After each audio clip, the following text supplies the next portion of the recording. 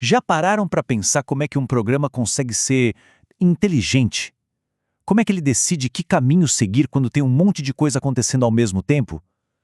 Pois bem, hoje a gente vai desvendar um dos segredos por trás dessa lógica: a arte de tomar decisões dentro de outras decisões. Então, a pergunta principal é essa: como é que um monte de linhas de código se transforma num processo de raciocínio?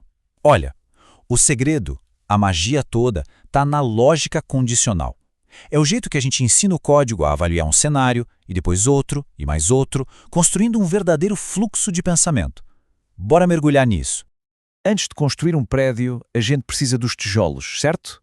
Em Python, e na verdade em quase toda a programação, esses tijolos são 3 comandos essenciais: o if, o else e o elif.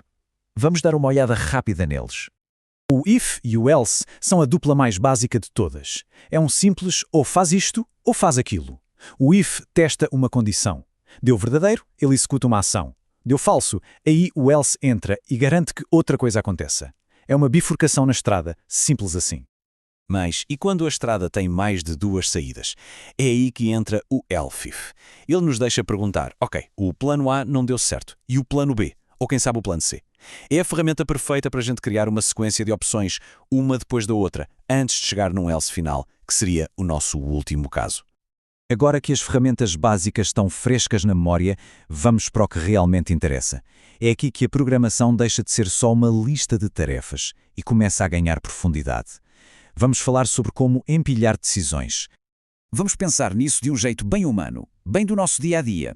A decisão de ir à praia, por exemplo, não é uma coisa só. Ela depende de uma outra condição. Primeiro, a gente tem que confirmar: é fim de semana? Só se a resposta for sim, é que a gente se dá ao trabalho de checar a segunda coisa. Está fazendo sol? Uma decisão está literalmente dentro da outra. E essa técnica tem nome, claro. É a estrutura condicional aninhada. É literalmente colocar um if dentro de outro if, ou talvez dentro de um else. É assim que a gente constrói programas que conseguem lidar com a complexidade do mundo real, onde quase nada depende de um único fator. Ok, chega de teoria. A melhor forma de entender o poder disso tudo é vendo a coisa funcionando na prática. E para isso, a gente tem um pequeno desafio. Um que é perfeito para ilustrar como essa lógica aninhada resolve problemas de um jeito super elegante. O cenário é o seguinte: imagina um programa que fica recebendo dados de pessoas, nome e peso. A missão dele é, a qualquer momento, saber dizer quem é a pessoa mais pesada e quem é a mais leve que já foi registada. Parece simples, não é? Mas a solução é um exemplo fantástico de lógica em camadas. Muito bem, então vamos dar uma olhada no código Python que resolve esse nosso desafio. A gente vai desmontar a lógica por trás de cada linha para entender direitinho como é que o programa pensa.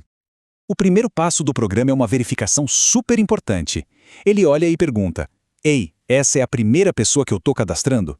E por que isso é tão crucial? Porque a primeira pessoa que entrar na lista vai servir como nosso ponto de partida, o padrão inicial para todas as comparações que vêm depois.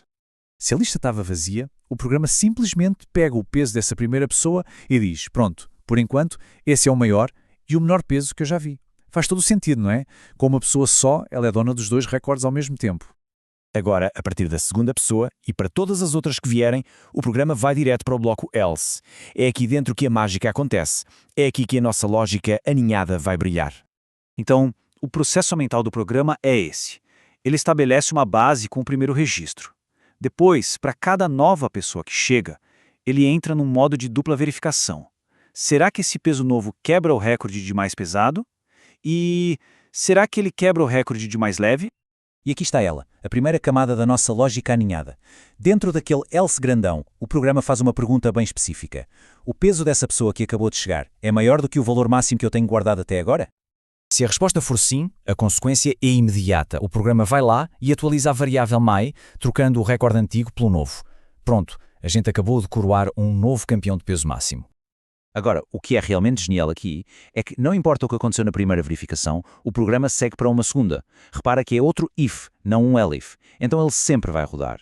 E a pergunta agora é: ok, e quanto ao peso mínimo, esse novo valor é mais baixo que o meu recorde atual? E de novo, se a resposta for sim, a variável min é atualizada. O mais legal é que a mesma pessoa pode não bater o recorde de mais pesada, mas pode muito bem bater o de mais leve.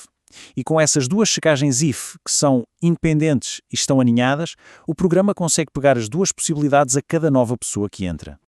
Ao passar por esse exemplo, a gente não viu só código, a gente viu um método para construir um raciocínio. Essa capacidade de alinhar condições, de colocar uma dentro da outra, não é só uma técnica, é o que transforma um script simples num programa que é realmente útil. O ponto principal é este. A lógica aninhada é o que permite que os programas lidem com o e se e o mas só quando da vida real. Ela permite automatizar decisões que têm várias dependências, criando sistemas que são mais fortes, mais flexíveis e, principalmente, mais inteligentes. No fundo, a ideia é essa. Cada if que a gente coloca dentro de outro if é como adicionar uma nova camada de análise para o programa. A gente está, passo a passo, dando para ele a habilidade de navegar por cenários complexos, do mesmo jeito que a gente faz. Fica a reflexão final. Quantas decisões do nosso dia-a-dia seguem exatamente essa estrutura? Escolher o que vestir depende do tempo, mas também dos compromissos do dia. Decidir o que cozinhar depende dos ingredientes que tem na geladeira, mas também de quanto tempo a gente tem. A lógica aninhada não é só uma coisa de computador, é um reflexo de como o nosso próprio raciocínio funciona.